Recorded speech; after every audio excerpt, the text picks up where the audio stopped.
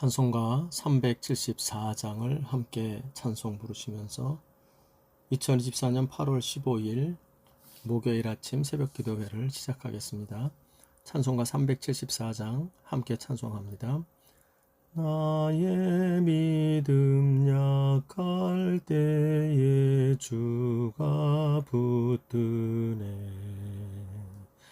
마귀 나를 꿰일 때에 주가 붙드네. 나를 붙드네. 나를 붙드네. 사랑하는 나의 주 나를 붙드네. 우리 구주 아니면 서지 못하네. 나의 사랑 식을 때에 주가 붙드네.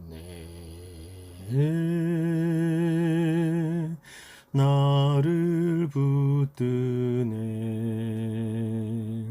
나를 붙드네. 사랑하는 나의 주 나를 붙드네. 나를 기쁘시고 항상 붙드네. 구원 얻은 사람을 항상 붙드네. 나를 붙드네. 나를 붙드네. 사랑하는 나의 주 나를 붙드네. 나의 영혼 약할 때에 주가 붙드네. 피를 흘려 샀으니 주가 붙드네. 나를 붙드네. 나를 붙드네. 사랑하는 나의 주 나를 붙드네. 아멘. 오늘 함께 여러분과 나눌 하나님의 말씀은 예레미야서 50장 11절에서 20절까지 말씀을 나누도록 하겠습니다. 구약성경 예레미야 50장 11절에서 20절까지의 말씀을 저와 여러분이 한 절씩 나누어서 읽겠습니다. 제가 먼저 11절 말씀을 읽습니다. 나의 소유를 노력하는 자여, 너희가 즐거워하며 기뻐하고 타작하는 송아지같이 말굽을 구르며 군마같이 우는도다. 그러므로 너희의 어머니가 큰 수치를 당하리라. 너희를 낳은 자가 치욕을 당하리라. 보라, 그가 나라들 가운데에 마지막과 광야와 마른 땅과 거친 계곡이 될 것이며 여호와의 진노로 말미암아 주민이 없어 완전히 황무지가 될 것이라. 바벨론을 지나가는 자마다 그 모든 재난에 놀라며 탄식하리로다. 바벨론을 둘러 대열을 벌이고 활을 당기는 모든 자여, 화살을 아끼지 말고 쏘라. 그가 하나님께 범죄하였음이라. 그 주위에서 고함을 지르리로다. 그가 항복하였고 그 요새는 무너졌고 그 성벽은 허물어졌으니 이는 여호와께서 그가 행한 대로 그에게 내리시는 보복이라. 그가 행한 대로 그에게 갚으시는 도다. 파종하는 자와 추수 때에 낫을 잡은 자를 바벨론에서 끊어버리라. 사람들이 그 압박하는 칼을 두려워하여 각기 동족에게로 돌아가며 고향으로 도망하리라. 이스라엘은 흩어진 양이라 사자들이 그를 따르도다. 처음에는 아스로 왕이 먹었고 다음에는 바벨론의 느부갓네살 왕이 그의 뼈를 꺾도다. 그러므로 만군의 여호와 이스라엘의 하나님이 이와 같이 말하노라. 보라, 내가 아수르의 왕을 벌한 것 같이 바벨론의 왕과 그 땅을 벌하고 이스라엘을 다시 그의 목장으로 돌아가게 하리니 그가 갈멜과 바산에서 양을 기를 것이며 그의 마음이 에브라임과 길르앗 산에서 만족하리라. 여호와의 말씀이니라. 그날 그때에는 이스라엘의 죄악을 찾을지라도 없겠고 유다의 죄를 찾을지라도 찾아내지 못하리니 이는 내가 남긴 자를 용서할 것임이라. 아멘. 오늘 하루도 주님의 은혜를 의지하며 주님께 말씀과 기도로 나아가시는 여러분들에게 이 한 날 참으로 온 세상의 주관자 되셔서 이스라엘 백성들을 회복케 하시고 구원하게 하시는 놀라우신 주님의 은혜와 역사가 함께하는 귀한 한 날 되시기를 주님의 이름으로 진심으로 축복합니다. 오늘의 말씀은 어제의 말씀에 계속 이어져서 온 세상의 주관자 되시는 하나님이 이 바벨론을 향하여 심판의 메시지를 공포하시는 그 내용이 이어지고 있습니다. 이 바벨론은 아마도 이 당시의 사람들에게는 설마 바벨론이 이렇게 멸망을 당할 것인가, 이렇게 허무하게 멸망시킬 만한 그 힘이 있는 존재가 누구일까 라고 말할 만큼 이 바벨론의 멸망은 꿈도 꾸지 못하는 시대입니다. 그러나 이러한 때에 하나님은 명백히 그의 백성들에게 가르칩니다. 지금 너희들의 눈앞에 펼쳐지는 이 바벨론이 아무리 강성할지라도 내가 정한 때와 내가 정한 날이 이르면 이들은 순식간에 심판을 당하게 될 것이다. 지금 있는 모습 그대로 영원토록 가지 아니한다. 하나님이 그것을 바라볼 줄 아는 하나님의 백성들이 되기를 위하여 심판의 메시지를 가르치고 있는 것입니다. 여러분, 이러한 눈을 우리 하나님의 백성들이 세상 살아가며 정말 갖고 있는 것이 중요합니다. 눈앞에 펼쳐진 것이 영원하지 않습니다. 번성하고 있는 것도 영원하지 않고 정반대로 슬픔과 어두운 것도 영원하지 않습니다. 모두가 하나님의 주신 때 안에서, 허락된 때 안에서 잠시 지나가는 것들이라는 것을 명심하고 우리 눈앞에 보이는 것을 다라고 생각하지 말고 그 눈앞에 보이는 것, 보이지 않는 그 이면에서 오직 영원하신 하나님이 역사하시고 주관하고 계시다는 사실을 굳건히 믿는 우리가 되어지기를 바랍니다. 오늘의 본문에서는 사실은 하나님께서 이 바벨론을 심판하는 내용을 다시 한번 강조하시면서 이 바벨론을 심판하시는 한 가지 명확한 이유를 제시합니다. 그리고 또한 그것과 함께 이 심판이 어떠한 결과가 나오게 될 것인지 그 심판의 결과에 대한 것도 명확하게 제시를 하고 있습니다.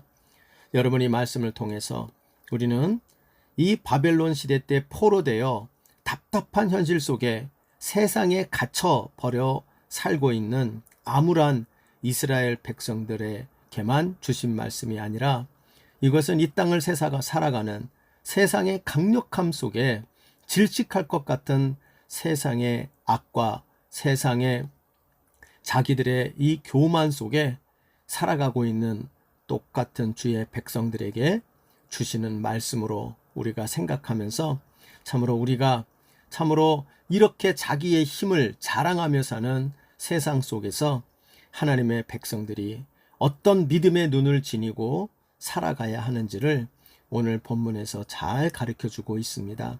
이 말씀을 명심하며 우리 모두도 지금 이것을 1차적으로 듣고 있는 포로되어 있는 이스라엘 백성들만이 아니라 세상 속에서 믿을 만큼 포로된 형편은 아니라 할지라도 세상 속에서 세상의 힘에 우리가 함께 질식할 듯이 살아가고 있는 우리 온 하나님의 백성들이 정말 오늘의 말씀을 통하여 우리가 지녀야 되는 믿음의 눈, 그리고 그 믿음의 고백을 따라 우리가 살아가야 되는 그러한 믿음의 내용이 어떤 것들이 되어야 되는지를 잘 살피는 그런 오늘의 말씀이 되기를 소원합니다.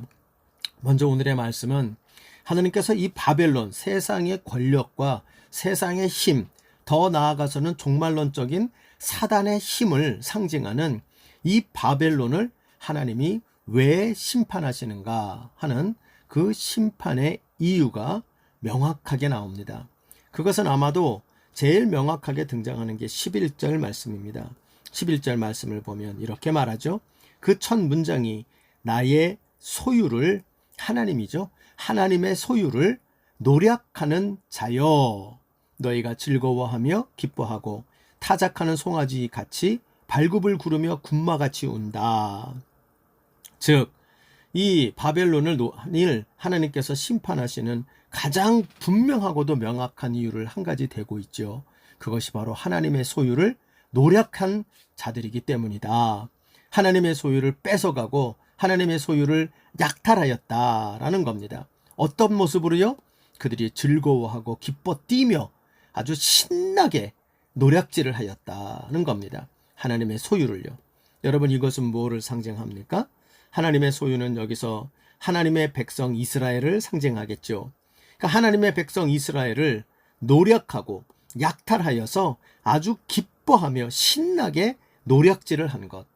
이것이 하나님께서 이들을 심판하는 가장 중요한 이유로 이 본문에서 제시하고 있는 것입니다. 여러분, 이것은 하나님께서 이 바벨론을 심판하는 것은 역사적인 바벨론 제국의 멸망을 상징하면서 동시에 예수께서 십자가에서 승리하시는 장면을 상징하기도 하고, 더 나아가서는 재림의 때에 하나님께서 종말론적인 궁극적인 구원의 완성 때에 심판하시는 사단의 왕국의 심판, 즉 세상의 심판을 상징하는 내용이라고, 이 삼중적인 의미를 갖고 있다고 여러분에게 이미 어제의 말씀에서 이야기를 했습니다만, 결국 이렇게 하나님이 바벨론을 심판해 버리시는, 강력하게 심판해 버리시는, 반드시 심판해 버리시는 이유가 뭡니까? 뚜렷한 이유가 바로 하나님의 소유를 노략질한 것, 즉 하나님의 백성과 하나님의 나라를 망가뜨리고 도전하고 그것을 박해하고 때로는 그것을 유혹하여 하나님의 백성과 하나님의 나라를 대적한 그 대적한 세상에 대하여 하나님은 그 대적한 자들을, 하나님의 백성과 하나님의 나라에 대적한 자들에 대하여 하나님은 반드시 그냥 두지 않고 심판하신다 하는 것을 보여주고 있죠.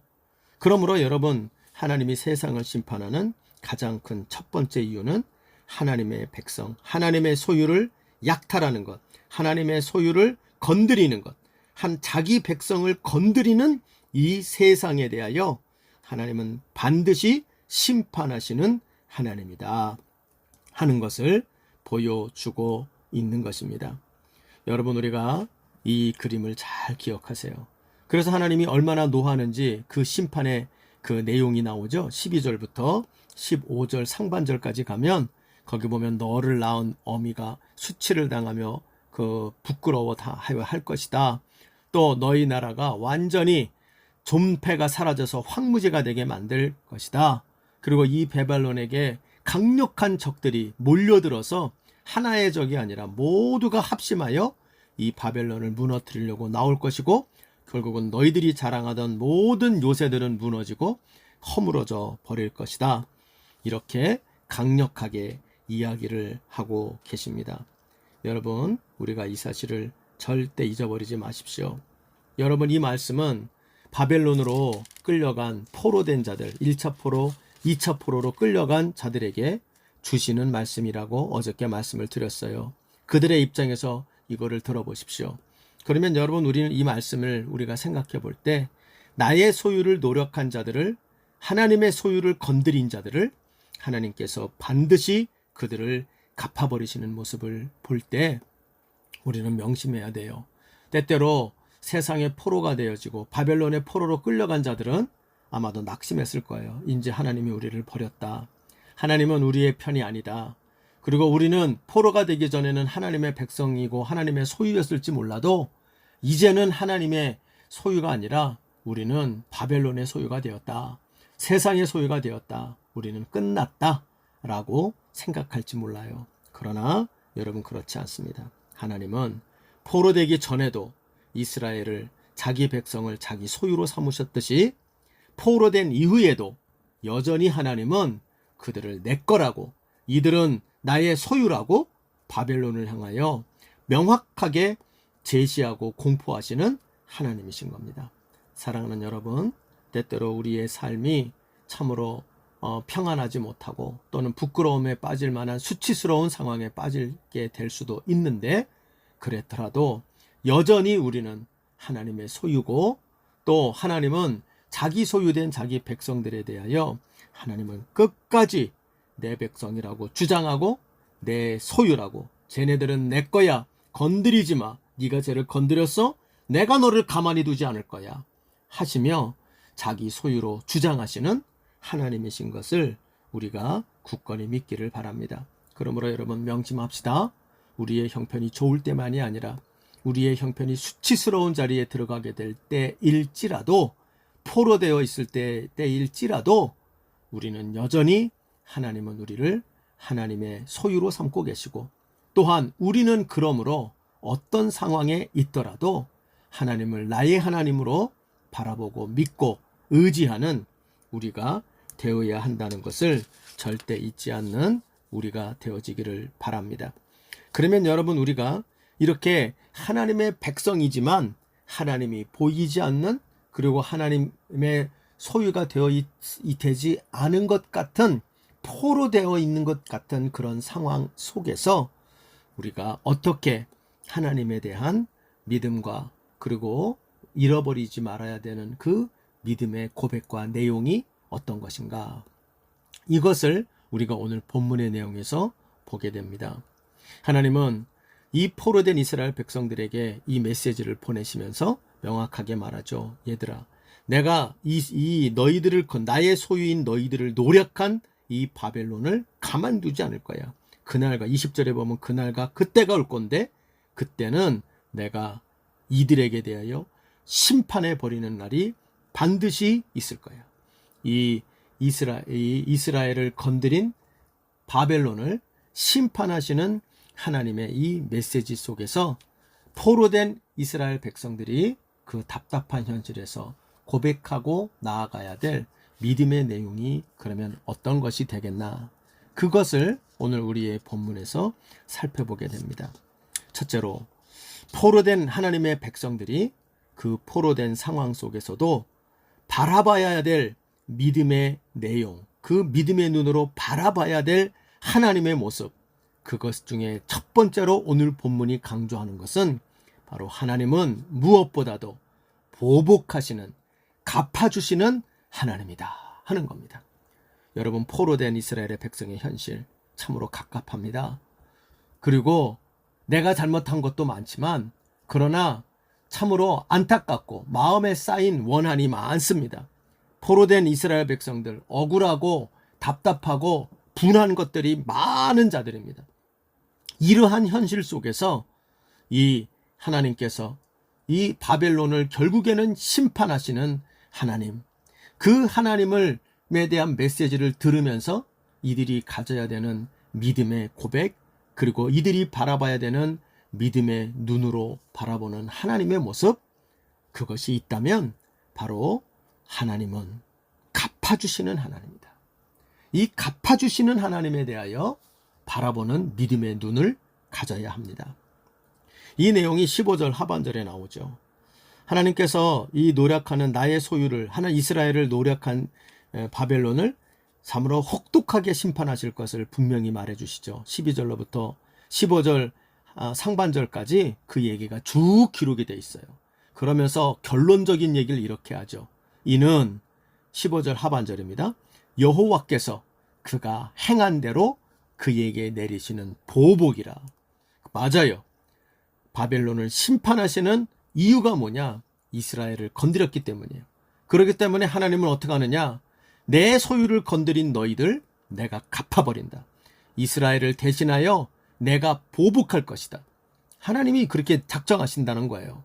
그래서 그 하나님은 그가 행한 대로, 바벨론이 행한 대로 그에게 내리시는 보복이라. 그가 행한 대로 그에게 갚으시는도다. 하나님 여호와께서 어떻게 하시느냐? 바벨론이 행한 대로 바벨론에게 갚으시는 하나님이시다.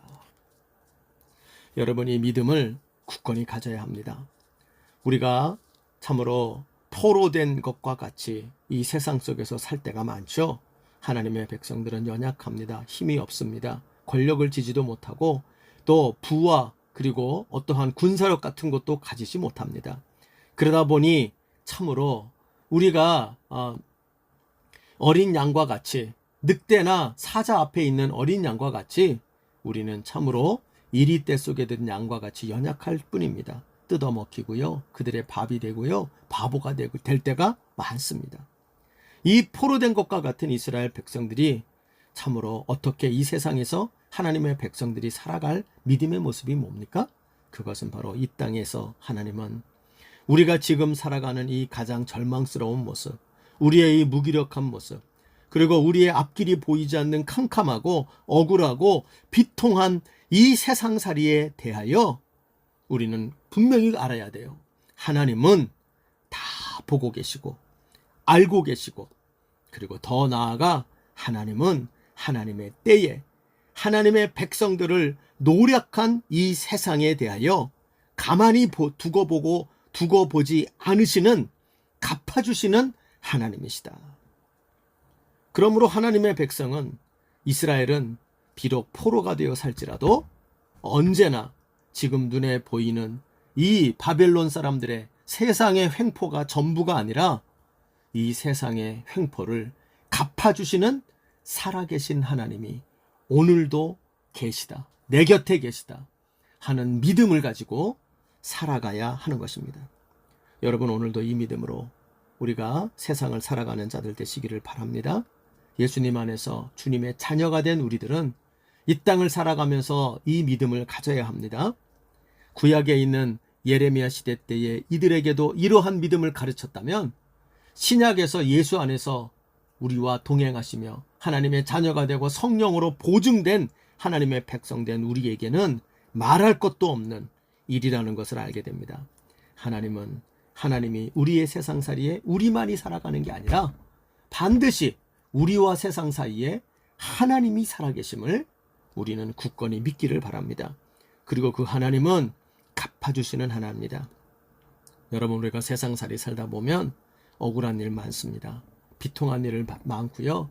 정말 세상이 뭐 이래 라고 말하며 참으로 비명소리 지르고 싶을 때가 종종 있습니다. 예수님의 엘리 라바 사박다리 하는 절규하는 것이 우리도 세상살이에 절규하고 싶을 때가 많이 있습니다.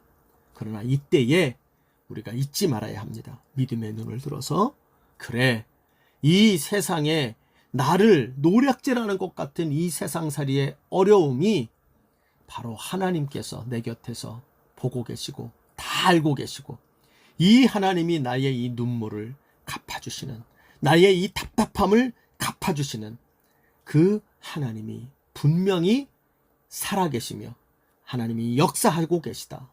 그 역사하시는 때가 반드시 이른다. 이 믿음의 눈으로 바라보는 은혜가 있어야 합니다. 그러므로 때때로 우리가 세상살이 살며 너무나도 억울하고 답답한 일을 만날 때 우리가 보여야 될 일이 있어요. 그것은 바로 이 하나님께 쏟아놓는 자들이 돼야 됩니다. 우리의 원한과 우리의 행한 것을 보고, 세상이 행한 것을 보고 세상에 갚아주실 분은 여호와 하나님이십니다. 그러므로 우리가 쓸데없이 사람에게 가서 의지하고 또 세상에 대해서 아무리 돌팔매질을 해도 아무런 소용이 없습니다. 성도는 억울하고 비통한 일을 만날 때마다 하나님께 쏟아놓는 자가 되어야 하는 것이죠. 그리고 또한 인내하는 삶을 살아야 합니다. 바로 하나님의 때가 있습니다. 하나님은 다 알고 계시고 다 보고 계십니다. 그러므로 아무리 세상이 지멋대로 자기 마음대로 흘러가는 것 같아도 하나님이 정해놓으신 그 보복의 날, 복수의 날이 임하면 그것이 모조리 역전됩니다.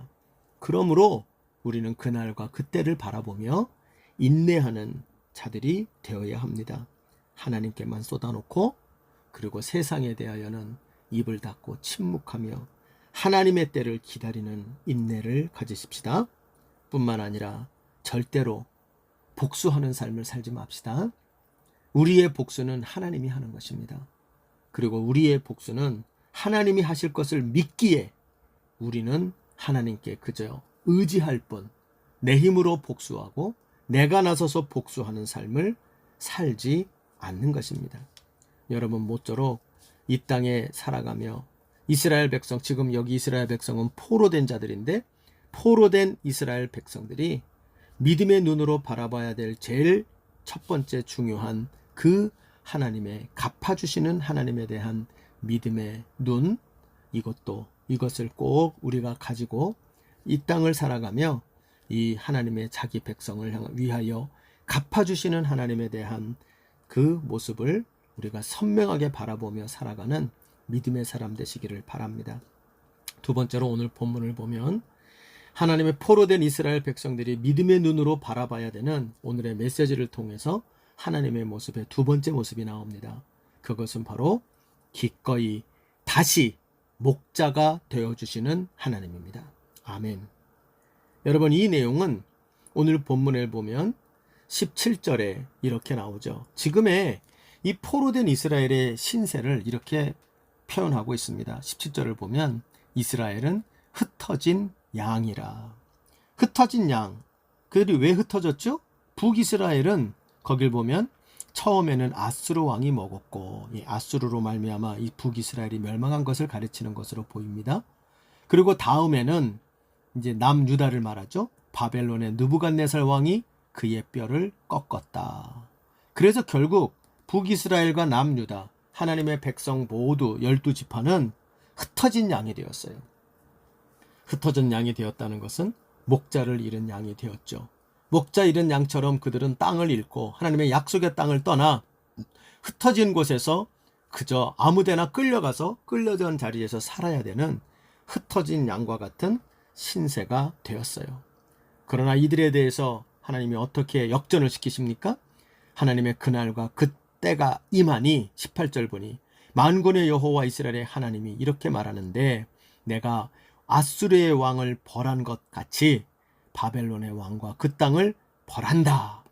하나님이 아수르와 바벨론을 벌하시고 심판해 버리시고 그리고 어떻게 합니까? 19절을 보니까 이스라엘을 다시 그의 목장으로 돌아가게 하리니 가나안으로 다시 돌아오게 한다는 것을 말하는 그런 1차적인 내용입니다만 그들은 이제 더 이상 흩어진 양이 되지 아니하고 그들은 이스라엘의 목자 되시는 그 참 목자의 품으로 돌아오는 자들이 되어 회복될 것에 대해서 이야기를 하고 있습니다.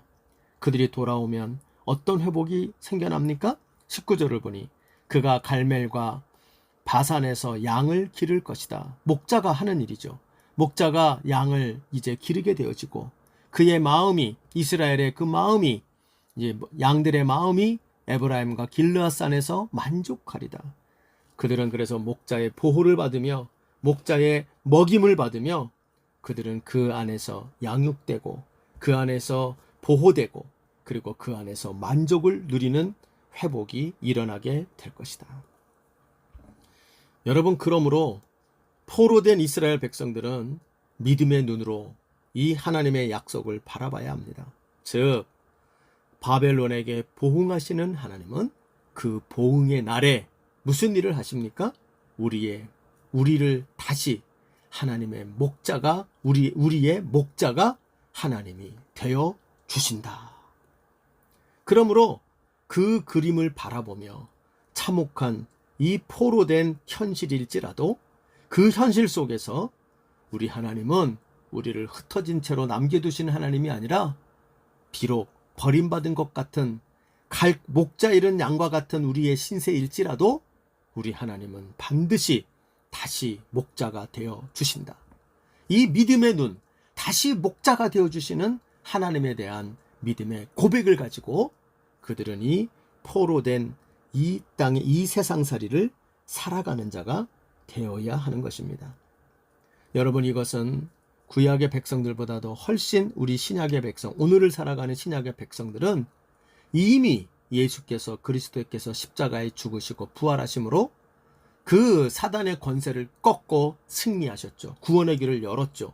그리고 모든 믿는 자에게 성령으로 인치심을 받아 우리는 이미 예수가 우리의 목자가 되어 주셔서 그분의 양이 되어 살아가고 있지요.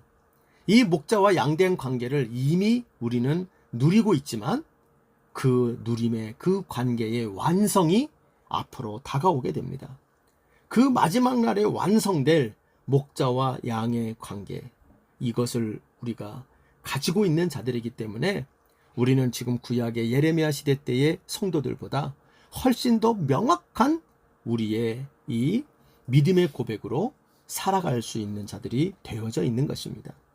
여러분, 그러므로 우리가 세상살이를 살아갈 때 이스라엘 백성들, 포로된 이스라엘 백성들에게, 구약의 백성들에게 얘기해 주신 것과 같이 우리도 믿음의 눈으로 바라보며, 아니 이미 성경에서 이루신, 예수께서 이루신 그 일에 대한 확신을 가지고 우리는 우리의 목자가 되어 이미 되어주신 하나님, 그리고 뿐만 아니라 앞으로 그 목자됨의 관계를 완성시키실 그 하나님을 바라보면서 우리는 그 하나님이 주시는 그 친밀한 목자와 양과의 그 생명의 그 결탁된 친밀한 관계를 더욱더 믿음의 눈으로 바라보며 살아가는 우리가 되어야 할 것입니다.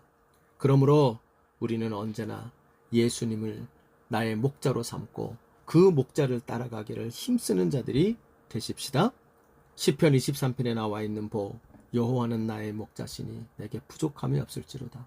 다윗의 고백처럼 우리가 세상살이에 다 가진 사람은 아무도 없죠. 그럼에도 불구하고 부족한 것 투성이지만 그러나 부족한 게 하나도 없는 고백을 가질 수 있는 이러한 여호와가 목자 되어 주신 삶, 그래서 그 목자가 인도하시는 대로, 또한 그 목자가 사망의 음침한 길에서 보호를 받으며, 또한 그 목자의 우리를 넘치도록 예기치 않은 복으로 채워주시는 그 은혜를 의지하여 이 세상을 참으로 부족한 것이 너무나 많지만 부족할 것이 없는 이 만족의 복 가운데 살아가는 우리들이 되어지기를 간절히 소원합니다. 마지막으로 한 가지, 우리가 이 포로된 이스라엘 백성들이 믿음의 눈으로 바라봐야 되는 하나님의 모습 세 번째 것이 나옵니다. 그것은 바로 20절 말씀을 보면 완벽한 사죄와 용서에 하나님의 의로 입히시는 그 하나님의 모습을 우리는 바라봐야 합니다. 여러분, 그날과 그때는 어제 말씀드린 것처럼 바벨론에게는 심판의 그날, 심판의 그때이지만 이 그날과 그때는 정반대로 하나님의 백성들에게는 구원과 회복의 그날, 구원과 회복의 그때가 된다고 말씀을 드렸어요. 그래서 여러분, 이 날이 우리는 고대하는 날이에요. 근데 믿음의 눈으로 그날이 올 것입니다. 그런데 그날이 오면 어떻게 되느냐? 우리는 하나님 앞에 완벽한 용서를 받고 우리의 죄악을 찾을지라도 찾을 길이 없는 하나님 앞에 의로운 의인으로 설 날이 바로 그날이 온다. 이거에 대한 것을 믿음의 눈으로 바라보는 자가 되어야 한다는 겁니다. 여러분, 20절을 보면 그날과 그때에는 이스라엘의 죄악을 찾을지라도 없겠고 유다의 죄를 찾을지라도 찾아내지 못하리니, 여러분 얼핏 그거를 보면 우리가 완벽한 의인이 되어서 그 완벽한 의인이 되어 더 이상 죄를 짓지 않는 이런 존재가 될 것 같은 모습으로 20절 앞에까지만 읽으면 그렇게 느껴져요. 그러나 이 말씀은 그런 말이 아닙니다. 이것은 우리가 완벽히 성결해지고 깨끗해져서 죄가 완전히 없는 무죄한 존재가 된다는 말이 아니고 그날과 그때에 그것은 무슨 얘기냐? 이는 내가 남긴 자를 용서할 것입니다. 그러니까 왜 이스라엘의 죄악이 없어지고 유다의 죄악을 찾아도 아무리 찾아도 찾을 수가 없는 모습이 되느냐? 그것은 하나님의 완벽한 용서 때문이라는 거예요. 하나님의 완벽한 용서. 여러분이 하나님의 완벽한 용서가 어떻게 시행되는지는 이미 구약에 나와 있는 여러 가지 속죄제의 모습을 통하여 나타나죠. 이 완벽한 용서는 우리의 완벽함에 있는 것이 아니고 하나님의 대속 제물의 완벽함, 그리고 그 제물을 통하여 용서하시는 하나님의 그 용서의 완벽함이 결국 그 제물을 드리는 그의 백성들의 그러한 의가 성립되도록 만든다는 거죠. 이것이 바로 완벽한 대속의 은혜, 완벽한 바로 용서의 은혜가 하나님의 의입니다. 그 완벽한 대속과 용서의 하나님의 의가 우리 안에 더딥혀짐으로 이스라엘과 유다의 죄를 찾지 못하게 되는 그날이 오게 될 것이다. 그러므로 여러분 이 날이 언제가 되느냐? 바로 하나님께서 이 바벨론을 심판하시는 그 심판의 날에 우리를 그렇게 만드셔서 우리로 하여금 대속의 은혜 그리고 용서의 은혜를 통하여 완벽하게 우리를 용서하심으로 하나님의 의를 덧입고 그 하나님의 의로 말미암아 우리는 이 세상 가운데에 다시는 우리가 하나님과의 관계가 깨어지지 아니하는 그러한 하나님의 백성됨을 누리는 자들이 될 것이라고 말하고 있는 거예요. 여러분, 그러므로 우리는 바로 이 포로됐을 때, 참으로 이 포로됨이라는 것은 밖으로는 바벨론에 원통하게 우리를 만드는 억울함이 있고요, 안으로는 이렇게밖에 되지 못하는 우리의 연약함과 죄악이 존재하고 있지요. 그런데 이 밖으로는 하나님이 복수하시고 안으로는 대속의 은혜로 하나님이 하나님의 의를 더딥히심으로 말미암아 우리로 하여금 이 땅 가운데 포로가 아니라 하나님께로 완전히 돌아오게 되는 구속의 은혜를 힘입는 그 자들이 될 것을 말하고 있는 것입니다. 그러므로 여러분, 우리는 포로된 하나님의 백성들이 믿음의 눈으로 바라봐야 합니다. 하나님의 회복의 날이 반드시 있다. 그 회복의 날에는 우리의 연약함과 우리의 모든 악함을 하나님께서 하나님의 의로 새롭게 만드시는 그날이 올 것이다. 그 그리스도를 통하여 그날을 우리에게 그 의를 더딥히시는 그 하나님이 우리와 함께하여 주실 것이다. 이 믿음의 이 눈으로 바라보는 자들이 되어야 합니다. 그러므로 여러분, 이것이 우리의 십자가의 우리 신약의 백성들에게는 이것이 명확하죠. 하나님의 완벽한 죄사함의 의. 이것이 예레미야 시대의 사람들에게는 미래의 일이지만 오늘 이 땅을 살아가는 우리에게는 과거의 일이죠. 이 하나님께서 이루신 완벽한 예수님의 십자가의 은혜와 그 대속의 의, 이것을 우리가 확인하고 다시 한번 그것을 덧입고 그래야여 우리가 예수의 십자가에 죽으신 그 예수를 닮아가는 성령 충만한 삶을 추구하며 살아가는 것이 바로 우리 하나님의 백성들이 우리에게 주실 이 회복의 날 뿐만 아니라 바벨론을 심판하시는 그 하나님을 바라보며 가져가야 되는 우리들의 믿음의 눈이라는 것을 알게 됩니다. 말씀을 마무리합시다. 하나님은 오늘 말씀을 통하여 바벨론을 반드시 심판하십니다. 그 이유는 자기 백성을 노력한 죄라고 이야기합니다. 여러분, 이 모습 속에서 하나님은 자기 백성을 건드린 자들을 절대 그냥 넘어가지 않는다는 것을 명심하고 우리가 포로가 됐든 아니면 포로가 되지 아니하였든 그 우리의 상황과 상관없이 우리는 언제나 하나님의 백성이요 하나님의 소유된 자라는 것을 명심하고 동시에 하나님은 우리의 하나님이요 우리의 주인 되어 주신다는 것을 잊지 않는 우리들이 되기를 바랍니다. 상황이 악하다고 하여 포로되어 있는 것과 같이 세상살이가 힘들다고 하여 우리가 그 상황에 속지 말고 하나님을 바라보며 굳건한 믿음으로 무장하는 우리가 되기를 바랍니다. 이렇게 바벨론을 심판하시는 하나님은 갚아주시는 하나님이요. 뿐만 아니라 다시 목자가 되어주시는 하나님이요.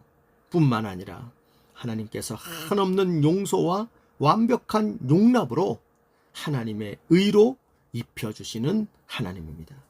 여러분이 하나님을 믿음의 눈을 들어 굳건히 바라보며 이 땅 세상살이 포로 생활과 같이 힘들지만 이 속에서 흔들리지 아니하고 우리의 하나님, 언제고 이 우리를 포로 삼은 세상을 심판하실 하나님을 바라보며 흔들리지 않는 믿음으로 우리가 굳건히 살아가는 주의 백성들 되시기를 주님의 이름으로 간절히 부탁합니다.